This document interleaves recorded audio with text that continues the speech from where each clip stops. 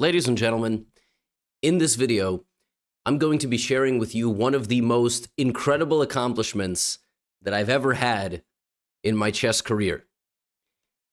I'm going to show it to you right now. Yesterday, I played in a tournament on chess.com, and after 4 rounds, these were the standings. Look at these players. Alireza Firouzja, Magnus Carlsen, Duda, Naroditsky, Niemann, Tang, Lazovic. Me. I am the only player on this list anywhere near the rating of 2,700. After me, you have Christopher Yu, Yesipenko, Sandarov, Sarana, Zhang, Caruana, MVL, Parham Makhzoglou, and Jules Moussard. After 4 rounds of the tournament on chess.com known as Title Tuesday, I had 4 out of 4. And I played some incredible chess. And I'm going to be sharing 4 games with you today from yesterday's tournament.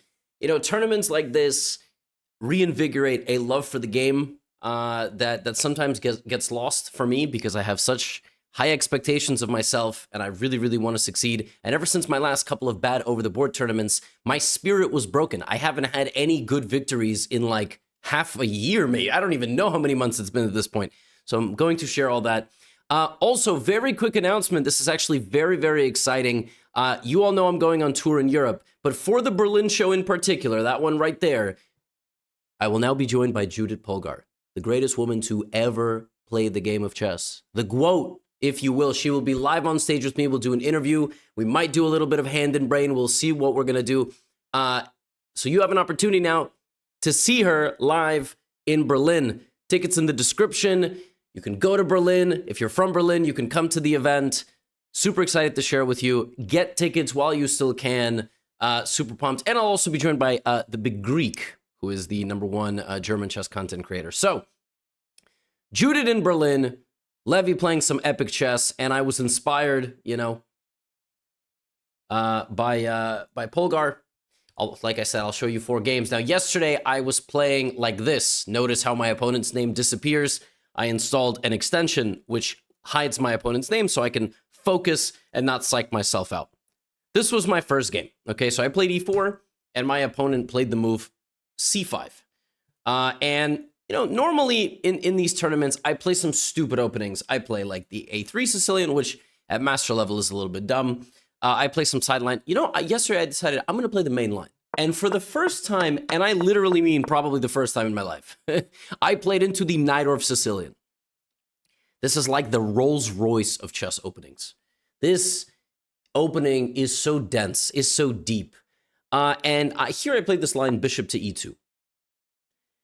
And when my opponent played e5, the idea now is to put the bishop on e7, the bishop on e6, the knight on d7. This is generally how black sets up in this opening, leaving the d5 square kind of weak, but fighting back for it. I went back to the f3 square. Now, normally white goes here and then puts the bishop out and puts the queen out. And oftentimes will castle queenside, leading to very complicated opposite side play. I like the move knight f3, though. I like this move. Because the point is basically, after you play like this, you play bishop g5, and, you know, you're just going to kind of spend the game trying to put a knight on the d5 square. My opponent went knight bd7. This move makes a lot of sense. Although putting the knight a little bit more actively on c6 also makes some sense. I think my opponent wanted to put the bishop on b7. It makes sense because if I take, you take, and then you occupy, you know, you try to fight back for that d5 square. We both castle, and I played a4. a4 is a very frequent visitor in these positions because if you don't play a4, black can play b5. So black can play b5 and put the bishop here and have a fantastic position. So I played a4. My opponent went b6. And now I had to figure out what to do. But from the opening, I felt like I felt like a disturbance in the force. You know, because I'm normally playing some silly openings where I'm like launching attacks, but I was razor focused. I was locked in. And also, can I just say, speaking of locked in, I really like my opponent's last name. Because his last name literally means Bredovich.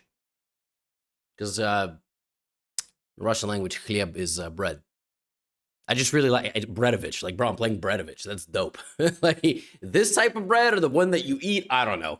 Anyway, I played rook e1, okay? And I played rook e1 because I wanted to move my bishop and I wanted my pawn in the center to be protected, and that's exactly what I did. And here I really liked my position.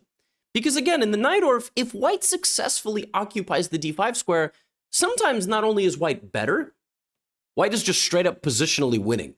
Like, every strong player, and I'm writing this in my second book, which will be out in a year and a little bit, Every strong intermediate player needs to think about things like, what's the dream scenario for me? Which pieces should I trade off? If I end up with a knight on that square versus a dark squared bishop, I win. I just win because you will never remove the knight from the outpost on d5. But for now, black has a lot of pieces that are still there, right? So my opponent went rook c8. I thought this was a mistake, actually. I thought it was a mistake because I can play queen e2, and now I simply have an attack on the a6 pawn. And I thought, is black going to put the rook back on a8? Because that looks pretty miserable.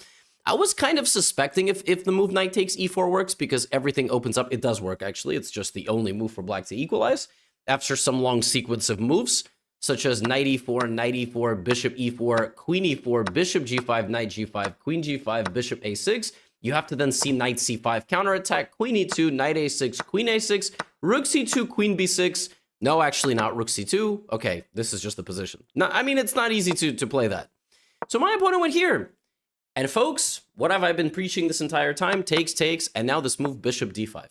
I was very happy to find this maneuver because now I'm guaranteeing a trade of bishops. Either my opponent takes me or I take them, and I'm simply better. I've already told you, if I establish the knight on d5, I'm much better. And these three pawns are simply weak because my next move is going to be rook d1, which is exactly what I played. Now I have a target here. I played this game. When I was playing these moves, I felt like Magnus. I was like, this must be what it feels like to be Magnus Carlsen. Because I just feel like I know I'm playing a good player. I don't know who I'm playing, but I know I'm playing a good player. And I am just like making better moves every single time. I was like, I don't think my opponent has anything for me. I played c3. This is a good move because it controls d4. It prepares b4. And also this pawn is no longer weak, right? It's not only protected by the queen. I expected some sort of move like knight f4, but my opponent went here and I went pawn hunting. And I was like, yo, I think I'm just like straight up winning the game. Like I have very, very good pressure. Rook c5 was a very tricky move. If I take this pawn, rook takes d5, removes the defender of my queen, and after queen b6, rook d5, if I take here, rook d1 is a check, and then I lose a piece. So I went here. I kept putting the pressure, and then I was like, you know what? New plan, b4. Takes, a5. I'm not even going to win the pawn. I now have 3 moves, and I make a new queen, and my opponent resigns. And as you can see from the evaluation bar, that was the best plan, and now I am completely winning. I'm telling you, when I was playing these moves, I felt like a literal genius. I was on another level. I'm like, yo, I've never felt this intelligent when playing a chess game. Like, I just feel every move is coming so naturally to me here. My opponent went knight c5. I didn't hang my queen, unfortunately. And I gave up my center pawn and was like, what about a6? I mean, I gave up a pawn, but my pawn is now 2 squares away from queening. The queen also has to protect the bishop, so it can't even go over there. And I sat here wondering, am I just winning? I also thought I could play knight c3 here, which maybe I could have played. But okay, I played a6, and my opponent went knight a6, just took the pawn. And I think the reason for that is you're out of time. You just don't have enough time here. Like, I'm going to play knight b6, knight c7. You lose. You just don't have time. So my opponent did this. I took the bishop first, and I was like, well, if I can't win a game up a knight, I should probably, quit. And then I was like, oh, they blundered the rook. And I just have an extra rook. Now I just have to convert the position. Obviously, I got a little bit nervous because that's me. I danced around the position. I kind of poked. I prodded. I wanted to avoid a spot where my opponent's pawns come down together. Now they don't come down together. Now I block everything. It's impossible to make a move. I start bringing my king. G4 was a little bit silly. I allowed a little bit too much counterplay here, but you still can't really do anything. And now the pawn falls. And yeah. It's just lost. F2, rook f4, pick up a pawn, advance forward, and my opponent ran out the clock. Didn't even resign. I would also tilt if I lost to GothamChess. But yeah, rook d7, and that's the end of the game. 5 seconds left. And I won. I was very happy to win this game. And then, I get my next pairing. I don't know I'm playing Apaydin, who I've actually beaten. Here's a stat that might make Apaydin very introspective. He's a very, very good player. Oh, my ear is ringing. He's a very, very good player. But since 2022, our record, me and Grigori Apaydin, is 3.5, 3.5. I have beaten this poor man 3 times. And bro, he's like a 2660 GM. And I've beaten him 3 times. Like, I'm just saying, he got some soul searching to do, man. But anyway, again, I didn't know I was playing him. I started out with my favorite, the knight c6 Sicilian. Carl Khan is, I just like to put pieces on the c6 square. And he went knight c3. Knight c3 is a sideline. Obviously, white can play the Rosalimo or the open Spanish with d4. He went here. And now the most principled move for black is to just play e5. And basically say, look, you lost your chance to play d4. So now the only type of game you can get is one that looks like this. I played bishop e7. The point is there is no knight g5. He went here. I went here. He went knight d2. This is some sort of like cutting edge modern theory. Obviously, as an amateur, not castling here and instead spending time on knight d2 looks really ridiculous. But basically, the point is my opponent wants to very quickly reroute the knight to the e3 square from where he will control the d5 square. That's basically the point. That's the point. It looks completely silly, but it is what it is. Played a knight f6, and then I played a6 to prepare b5. He went a4, and I played bishop e6, and I played knight b4. Knight b4 is kind of an interesting move. I basically was like, well, he's giving me the b4 square, and what I'm going to do is I'm going to fight for the d5 square by putting my knight on the b4 square. I thought it was a very logical decision. We both castled. He played rook e1, and now I was trying to figure out a plan. Again, I'm playing a good player. I got to figure out like how I'm setting up the pieces here. Rook e8 and bishop back to f8. This is very normal to support your center, to potentially play d5. I'm just making moves. And now he makes a very big decision. He takes my bishop, and I just, for the life of me, could not understand this move at all. Because the point is that he's trying to go for d5. Like that, he has 4 things set up on the d5 square. And I mean, he can probably put something on the d5 square and play c3. He went here, and I was like, what? But now I control the whole center.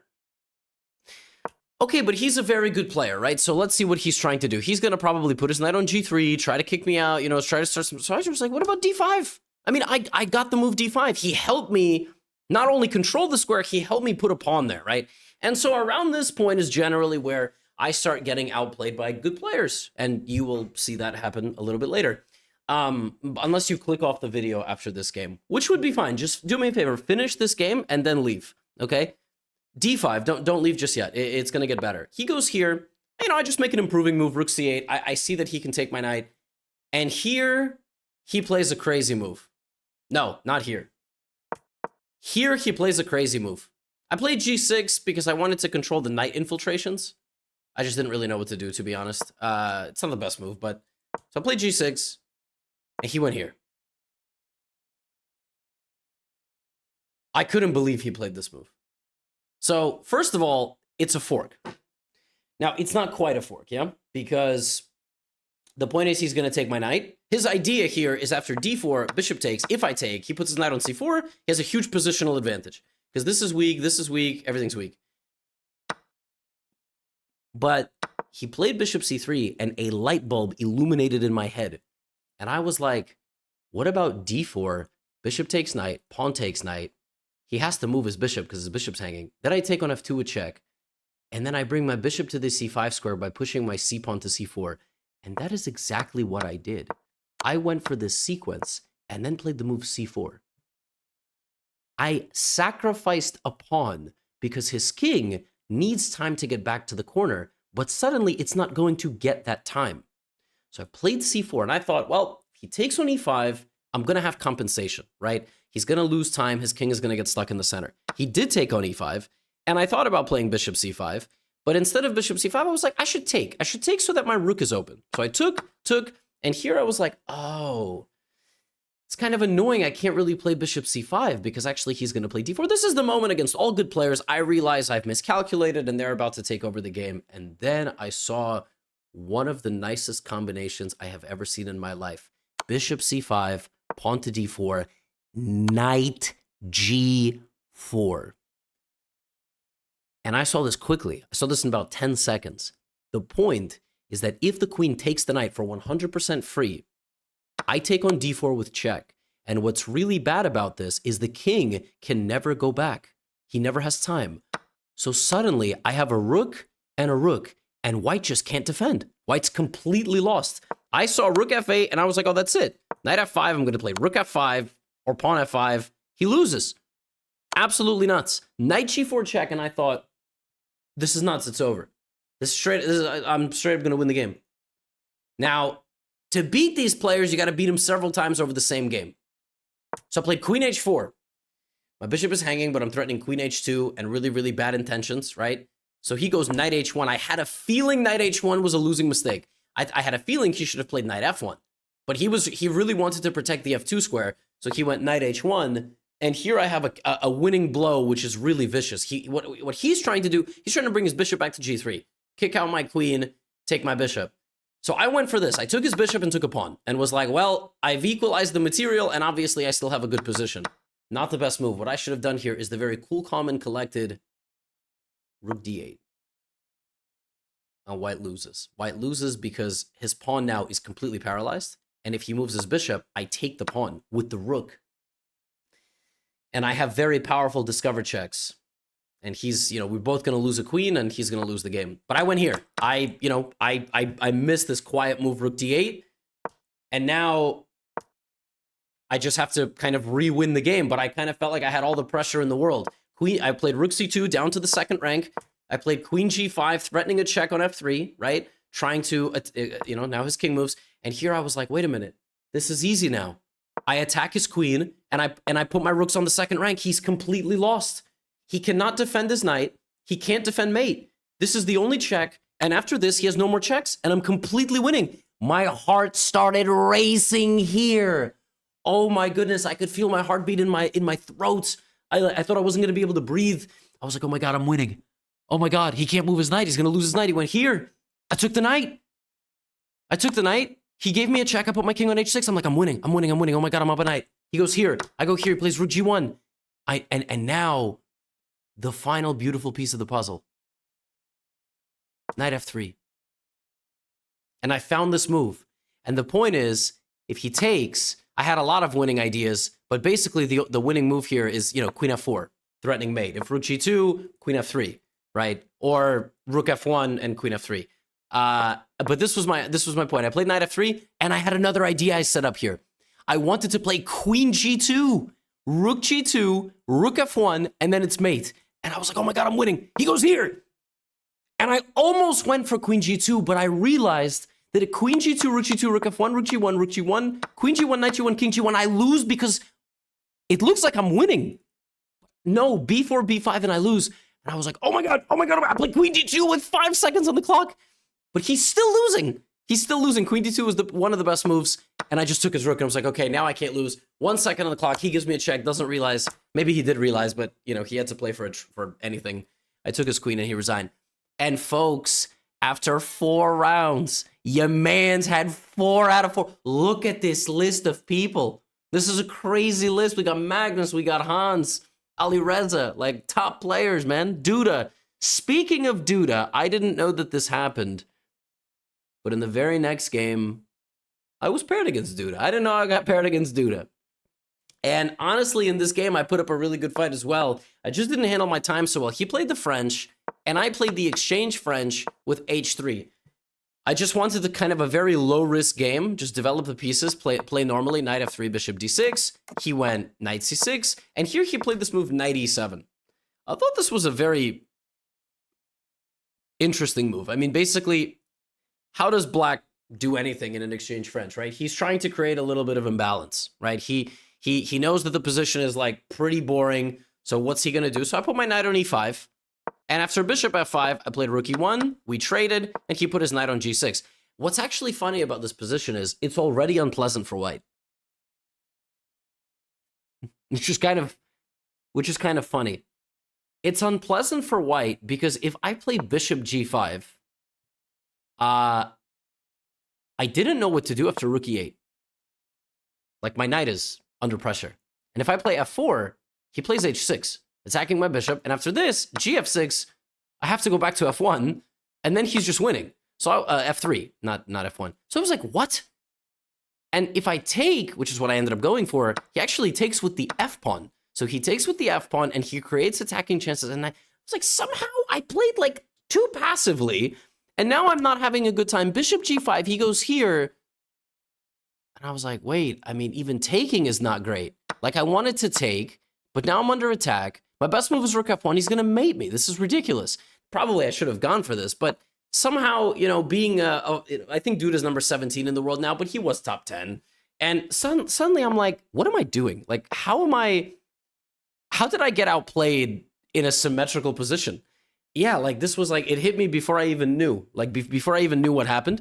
And Duda just brought all his pieces. He played very well, but I thought I was defending very reasonably. Here he starts pushing me back. I thought my queen is going to get trapped. Now watch this. Here, if black plays the move g4, I think he just wins. Like, I think after g4, pawn takes, rook takes, I mean, I am under a huge attack. Duda, however, likes to go for flashy knockouts, kind of like myself, except he's he's a little bit better than me as a player, and Duda sacrifices the rook. He knows who he's playing. He knows he's going to be in a video, rook takes h3. I got 25 seconds to defend this position. Now, what's funny is this attack doesn't work. There's a rule in chess, rule of +2, 2 more attacking, pieces than defenders. In this position, if I give a check to him, and then I play this move bishop f4, offering a queen trade, giving up my bishop, what happens at the end of this sequence is he no longer has an attack. Now I just have to deal with the endgame, but he no longer has an attack. I found bit queen d3, but only after playing f4, which was way worse, because this only delays the attack, but actually loses another pawn. I played queen d3, and now is my final moment. I have to sack the bishop. I have to get rid of this bishop.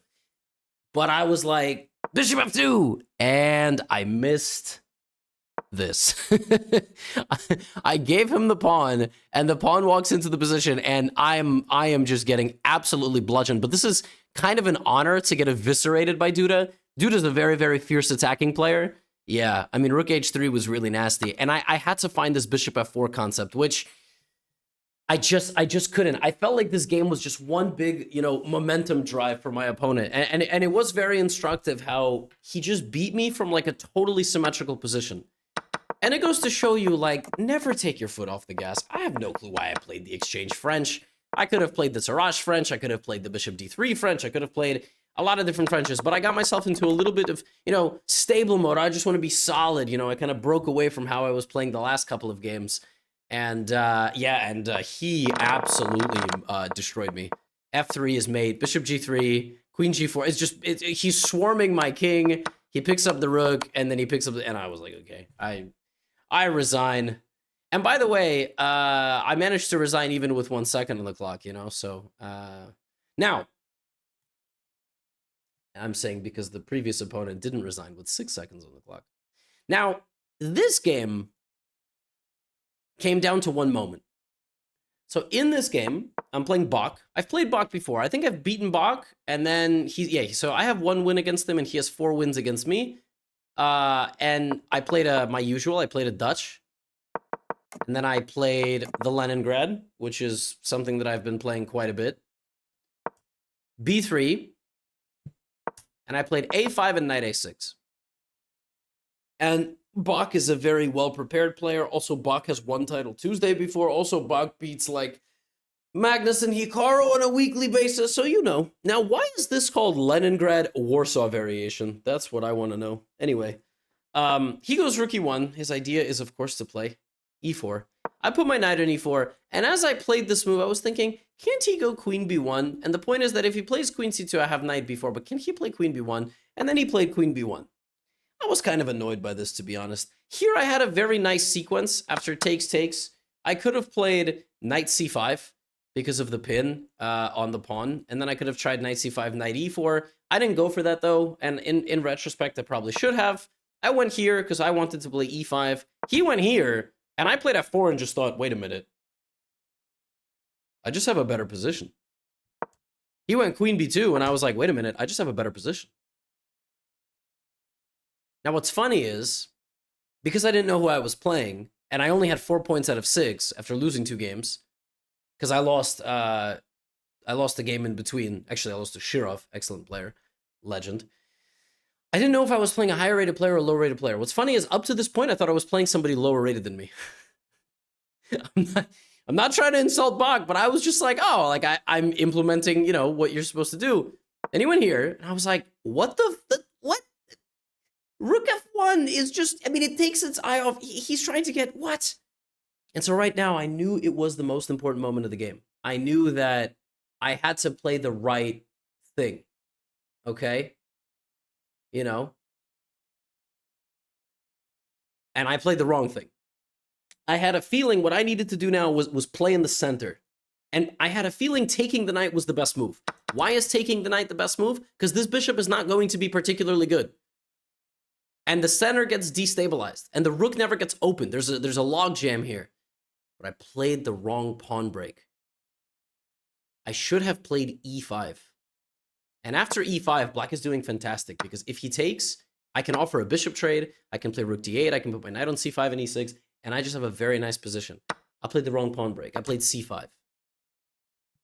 You know? And after c5, things did not go my way. That was the wrong pawn break. So, d5. This is the problem. This is actually a bad position. This is the problem. Problem is, trading the dark-scored bishops is bad for me, and this position is bad for me. The other position would have been better. I thought, well, my bishop is getting a little bit stuck, maybe, and I don't exactly see what... Yep, well... There you go. d5. Takes. And the knight goes back to b8. And the idea is to go knight d7, knight e5. And if I said earlier, I thought Bach was a lower-rated player than me, from this point forward, I thought the lower-rated player was cheating.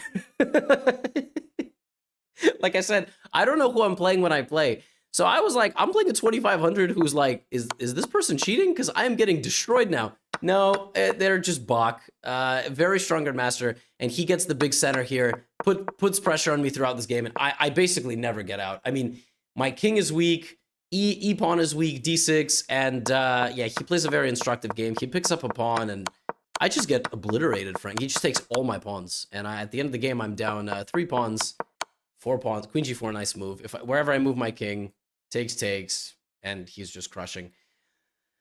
It came down to one moment. The wrong pawn move. I shouldn't have allowed him to expand in the center and trade pieces. I should have kept everything sealed. Nice game, though. I ended up finishing 7 out of 11. I beat all the lower-rated players, like 2625, meaning players lower-rated than me. But ultimately, I got 7 points after losing to some good players. But I was very happy with my performance, and I will be very thrilled with those standings. What a legendary image. Folks, I'm going to remind you, Judith Polgar will be joining me in Berlin. If you haven't gotten a ticket for the Berlin event on May 15th, you absolutely should do that. I'll put links in the description. And yeah, I got special guests in every location. It's going to be a tremendous amount of fun, Europeans. See you soon, and get out of here.